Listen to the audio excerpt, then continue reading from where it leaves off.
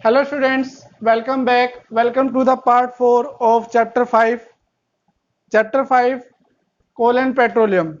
ठीक है, both coal and petroleum are fossil fuels. ठीक है, तो कोल के बारे में और कोल से जो हमें कोल का जब हम डिस्ट्रक्टिव डिस्टिलेशन करते हैं तो उससे जो हमें कंपोनेंट्स मिलते हैं उनके बारे में हम डिस्कस कर चुके थे। हर एक कंपोनेंट के क्या क्या उसका कंपोजिशन होता है और क्या उसके यूजेस होते हैं, ये सारी चीजें अब हम कर चुके हैं। और उससे रिलेटेड हमारे एमसीक्यूज भी आए थे, वो भी हम कर चुके हैं। अब हमारे पास आता है पेट्रोलियम। ठीक है, तो व्हाट इज पेट्रोलियम? पेट्रोलियम जो है ये क्या है, एक ग्रीक वर्ड है। ठीक है, सबसे पहले हम पेट्रोलियम की बात करते हैं। ये क्या होता है? Dark, thick and oily substance होता है। ठीक है, सब्सटेंस होता है। और ठीक है, इसकी जो स्मेल होती है अनप्लेसेंट स्मेल होती है। ठीक है, और इसका जो ग्रीक वर्ड है ये दो वर्डों से मिलकर बना है। एक तो पेट्रो, पेट्रो का मतलब होता है पेट्रा, सॉरी, पेट्रा का ग्रीक के अंदर मीन्स होता है, इसका जो मीन्स होता है वो होता है रॉक्स। ठीक है, और एक होता है ओलियम। ठीक है, ओलियम का मतलब होता है ऑयल। ठीक है, तो हम कह सकते हैं कि जो पेट्रोलियम है उसका जो मतलब होता है वो क्या होता है? Oil of rocks. ठीक है, तो हम कह सकते हैं कि जो पेट्रोलियम होता है वो हमें किससे मिलता है? रॉक से मिलता है। अब हम बात करते हैं फॉर्मेशन ऑफ पेट्रोलियम की। ठीक है, तो क्या होता है भाई पेट्रोलियम? पेट्रोलियम कैसे फॉर्म होता है? तो जो पेट्रोलियम होता है वो डिकम्पोजिशन ऑफ डेड प्लांट्स और एनिमल्स, जो सी के अंदर या अर्थ के सरफेस के अंदर मिलियंस ऑफ ईयर्स अगो पहले डेड प्लांट्स और एनिमल थे, वो डिकम्पोज होकर किस में कन्वर्ट हो गए? पेट्रोलियम में कन्वर्ट हो गए। लेकिन ऐसा कैसे होता है? ऐसा यहाँ पर आप जब फिगर देखेंगे तो जो लेयर्स होती है, सेडिमेंट्स क्या होते हैं? सेडिमेंट्स जो नीचे सेटल डाउन हो जाते हैं। जैसे सी का जो सरफेस है, सी सरफेस पर कुछ जाके चीज सेटल डाउन हो जाती है। जैसे कोई भी बड़ा एनिमल होता है या ट्री होता है, सी के अंदर वो डेड हो जाते हैं, तो वो डेड होने के बाद कहाँ पर चले जाते हैं? सी के सरफेस पर, मतलब नीचे बॉटम में चले जाते हैं। तो जो नीचे सेटल डाउन होता है उसको क्या बोलते हैं हम? सेडिमेंट बोलते हैं। ठीक है, तो उसके ऊपर लेयर्स लेयर्स पे लेयर्स चढ़ती चली जाती है, और जो डेड प्लांट्स नीचे जाकर सेटल डाउन हो जाते हैं वो क्या किस में कन्वर्ट होने लगते हैं? ऑयल मीन्स पेट्रोलियम में कन्वर्ट होने लगते हैं। ठीक है, तो ये माना जाता था कि जो ये माना जाता है अभी भी कि millions of years ago the plants and animals which lived in the she died. ठीक है, जो बहुत साल पहले बड़े बड़े एनिमल्स होते थे, लाखों करोड़ों साल पहले समुद्र के अंदर वो मर गए थे, और मरने के बाद वो कहां पर चले गए? सी बॉटम में चले गए। ठीक है, सी बॉटम में जाने के बाद ठीक है, उनकी जो बॉडी थी वो क्या होता है, समुद्र के अंदर जो तूफान आते हैं उसकी वजह से जो सैंड और किले से उसकी जो बॉडी होती है वो क्या हो जाती है? ढक जाती है। तो जब बहुत साल गुजर जाते हैं तो हाई प्रेशर किसका? इतने सारे वाटर का प्रेशर हो गया, और ऊपर से एटमॉस्फेरिक प्रेशर हो गया। तो इतना सारा प्रेशर और टेम्परेचर की वजह से, और वहां पर कोई एयर भी नहीं रहती है, तो क्या होता है? जो डेड रिमेन्स ऑफ प्लांट्स और एनिमल्स होते हैं वो धीरे धीरे किस में कन्वर्ट हो जाते हैं? पेट्रोलियम में कन्वर्ट हो जाते हैं। जो पेट्रोलियम में वहां से फिर वो क्या होता है? रिश्ता हुआ पोरस। पोरस का मतलब होता है ऐसी रॉक्स जिसके अंदर से पानी आर पार हो सकता है, जिसके अंदर पोर्स होते हैं, उसको पोरस रॉक्स बोलते हैं। तो वो पोरस रॉक्स से होते हुए किसी के बीच में चला जाता है? नॉन पोरस, जिसको हम बोलते हैं इम्परवियस रॉक्स। ठीक है, तो इसमें क्या होता है? जब पेट्रोलियम जाता है तो इसके ऊपर एक मोर वोलेटाइल, वोलेटाइल का मतलब होता है जो अपना आप ही, कोई भी लिक्विड जब अपने आप ही किस में बदल जाता है? वेपर्स में बदल जाता है, तो उसको क्या बोलते हैं हम? वोलेटाइल बोलते हैं। वोलेटाइल क्या होता है? Liquids which changes to vapours automatically. ठीक है, जो ऑटोमेटिकली चेंज हो जाता है उसको क्या बोलते हैं हम, वोलेटाइल लिक्विड बोलते हैं। तो पेट्रोलियम के ऊपर ओवर द पेट्रोलियम,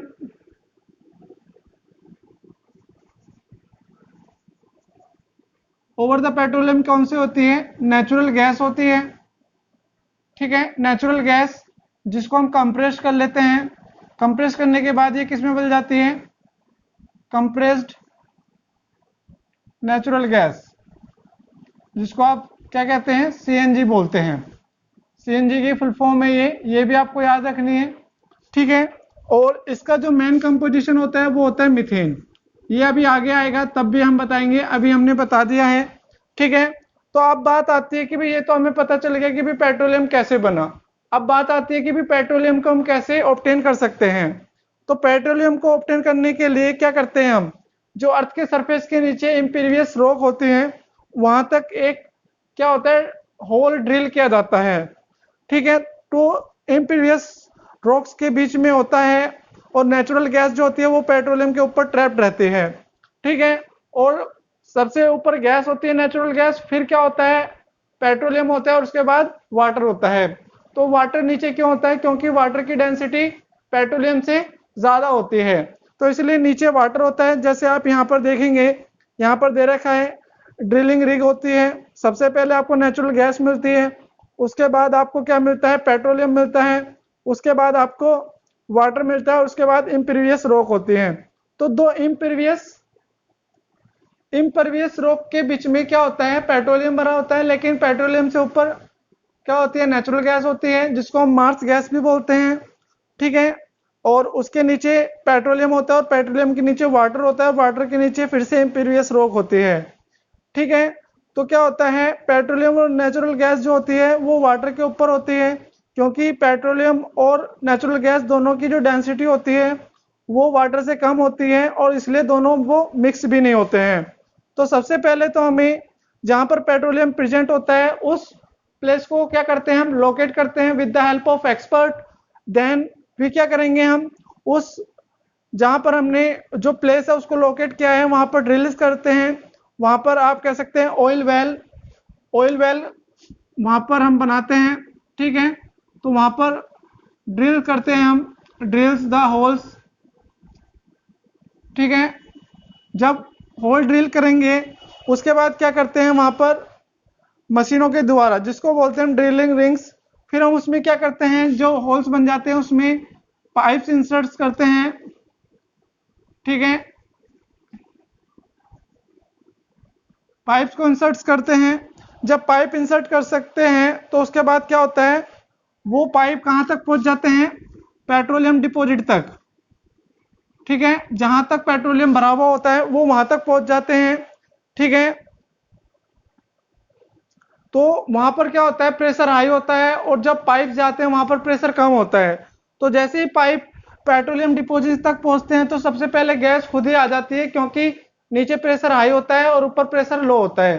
तो जो गैस होती है वो हाई प्रेशर से लो प्रेशर की तरफ मूव करती है। ठीक है, फिर हम क्या करते हैं, फिर पंप्स के द्वारा, फिर using the pumps petroleum is pumps out. ठीक है, पेट्रोलियम को हम क्या कर लेते हैं, ऑब्टेन कर लेते हैं। ठीक है, तो हम बात करें अगर इंडिया की, इंडिया के अंदर जो पेट्रोलियम होता है वो असम और गुजरात में पाया जाता है, और इसके साथ साथ जो आपकी गोदावरी और कृष्णा रिवर होते हैं उसके बेसिन में भी आपका पेट्रोलियम पाया जाता है। तो अगर आपसे पूछा जाए कि जो मेनली इंडिया के अंदर जो पेट्रोलियम होता है वो कहाँ पर पाया जाता है, तो इंडिया के अंदर जो पेट्रोलियम होता है वो मेनली कहाँ पर पाया जाता है, असम और गुजरात में। इसके अलावा गोदावरी और कृष्णा रिवर्स के बेसिन में भी ये मिलता है। ठीक है, ये तो हो गया आपको लैंड की बात कर रहे हैं, लेकिन अगर हम सी की बात करें तो ये मुंबई हाई नाम की एक जगह है, मुंबई से 150 किलोमीटर अवे, जहां पर सी बेड के नीचे आपको ऑयल्स पेट्रोलियम मिलता है। ठीक है, तो अगर हम बात करें सी में इंडिया के अंदर कहां पर मिलता है, मुंबई हाई। ठीक है, मुंबई हाई क्या है, एक जगह का नाम है जो कि मुंबई से 150 किलोमीटर अवे है। ठीक है, आए समझ में। तो इसमें आप बताएंगे in India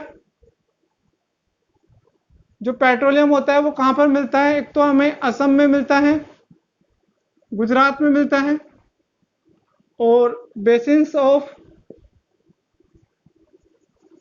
reverse, basins of reverse like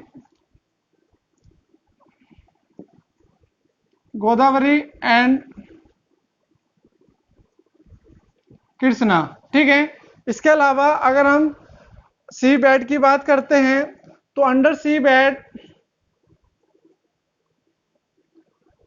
bed यहाँ पर मुंबई हाई में भी ये पाया जाता है। ठीक है। इसके बाद हम बात करते हैं, एक ट्रिविया है कि जो फर्स्ट ऑयल वेल था वो कहाँ पर ड्रिल किया गया? वो पेंसिल्वेनिया यूएसए के अंदर 1859 में क्या किया गया था? ड्रिल किया गया था। तो ये आपको याद रखना है, पेंसिल्वेनिया एक जगह का नाम है यूएसए के अंदर, और उसमें 1859 में पहला ऑयल वेल मतलब तेल का कुआं खोदा गया था। ठीक है। Now we will talk about the refining of petroleum. Refining of petroleum, तो क्या होता है भाई रिफाइनिंग ऑफ पेट्रोलियम में? जो पेट्रोलियम होता है हमें पता है कि it is the mixture of many constituents. ठीक है। बहुत सारे कंपोनेंट का ये मिक्सचर होता है, और इसलिए हम इसको क्या बोलते हैं? क्रूड ऑयल बोलते हैं। ठीक है। क्रूड ऑयल क्यों बोलते हैं? क्योंकि इसके अंदर बहुत सारे कंपोनेंट्स होते हैं, जैसे कैरोसिन, डीजल, इसके अंदर होता है पेट्रोल, होता है डीजल, होता है कैरोसिन, होता है लुब्रिकेटिंग ऑयल, होता है। ठीक है। और बिटुमिन होता है,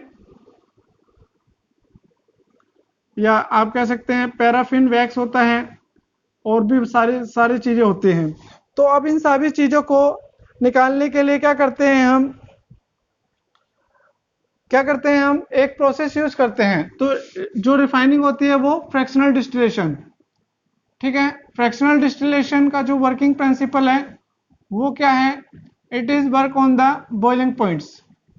ठीक है। बॉइलिंग पॉइंट्स के ऊपर ये वर्क करता है। अगर आपके पास बुक है तो आप बुक के अंदर देखेंगे, यहाँ पर एक तरफ रिफाइनिंग दिख रखी है, पेट्रोलियम रिफाइनिंग, लेकिन उसको एक शॉर्टकट वे में बता रखा है कि जब हम पेट्रोलियम के बहुत सारे कंस्टिट्यूएंट को प्योर करते हैं या उसको रिफाइन करते हैं, तो बहुत सारे कंस्टिट्यूएंट को जब हम अलग अलग करते हैं फ्रैक्शनल डिस्टिलेशन से, तो इस प्रोसेस को क्या बोलते हैं? हम रिफाइनिंग ऑफ पेट्रोलियम बोलते हैं। यहाँ पर जिस कंस्टिट्यूएंट के पेट्रोलियम के जिस कंस्टिट्यूएंट का बॉइलिंग पॉइंट सबसे कम होता है वो सबसे पहले निकलता है, और जिसका बॉइलिंग पॉइंट सबसे कम होता है वो सबसे लास्ट में निकलता है। जैसे बिटुमन या पैराफिन वैक्स हो गया, इनका जो बॉइलिंग पॉइंट होता है वो बहुत हाई होता है, इसलिए ये सबसे कम बाद में निकलते हैं। लेकिन जो पेट्रोलियम गैस होती है वो सबसे पहले निकलती है, क्योंकि उसका जो बॉइलिंग पॉइंट होता है वो बहुत कम होता है। जो पेट्रोल होता है उसके बाद निकलता है। ठीक है। तो बॉइलिंग पॉइंट जिसका जितना कम होगा वो सबसे पहले निकलता है। ठीक है। Now we will talk about the कि पेट्रोल को हम कैसे बना सकते हैं।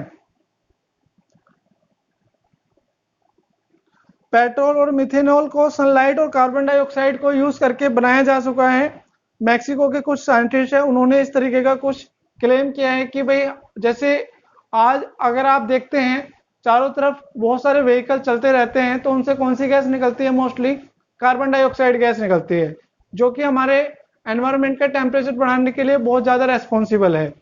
तो मैक्सिको के साइंटिस्ट ने क्या किया, उस CO2 को और सनलाइट को यूज करके पेट्रोल और मिथेनॉल बनाया है, लेकिन ये सिर्फ उनका क्लेम है, अभी इसके ऊपर कोई स्टडी नहीं हुई है।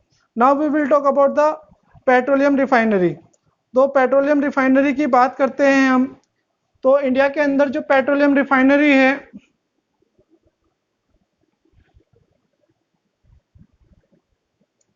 रिफाइनरीज है वो कहां पर है? एक तो चेन्नई में है, कोचीन में है। ठीक है। चेन्नई हो गया, कोचीन हो गया, मथुरा हो गया। ठीक है। डिगबोई हो गया, डिगबोई सबसे पहला है। ठीक है। मुंबई हो गया, और कोयाली हो गया,